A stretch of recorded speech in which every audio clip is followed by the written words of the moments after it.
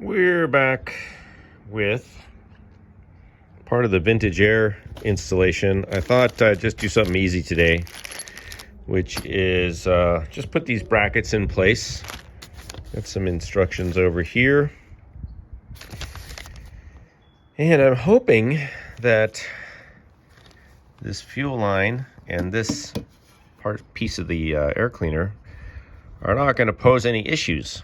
I hope that it goes over here. I guess it should fit like down over here, but we're going to find out in a minute when I start getting these in. So according to this picture, I don't know what air cleaner that's supposed to be. It's not a Corvette. Anyway, according to this, yeah, the compressor goes way down here, over here.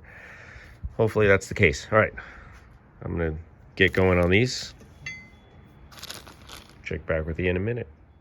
First bracket is in. Spacer. There's a spacer behind that. I put in lock washers, even though the instructions don't say you need them, but I feel better. And I love this thing, by the way. This is my new favorite tool. All right, let's go, number 2.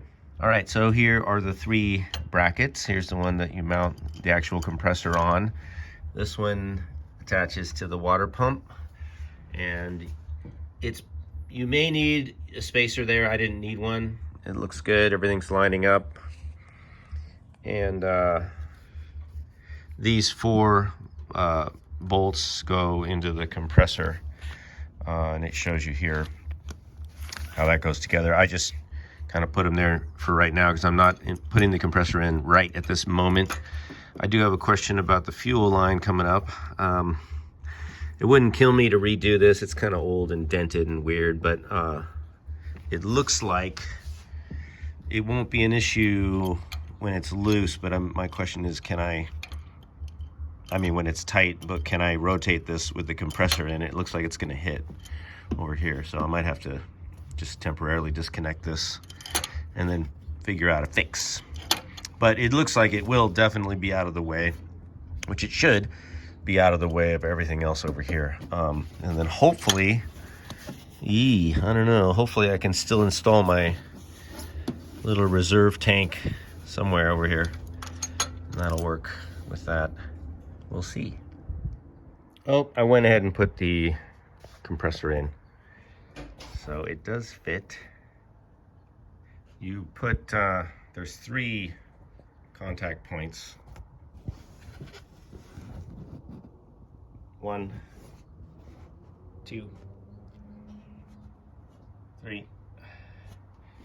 And then the areas of concern are here. So that corner will hit the valve cover. And then also I did have to disconnect the fuel line. So I'm gonna have to find another alternate fuel route. Of course, I guess if I just take out this filter, maybe that'll work. But it's kind of jacked up right now. Anyway, that's all for today. The sun's down. I'm gonna go inside. And it's Thanksgiving, so happy Thanksgiving, you guys.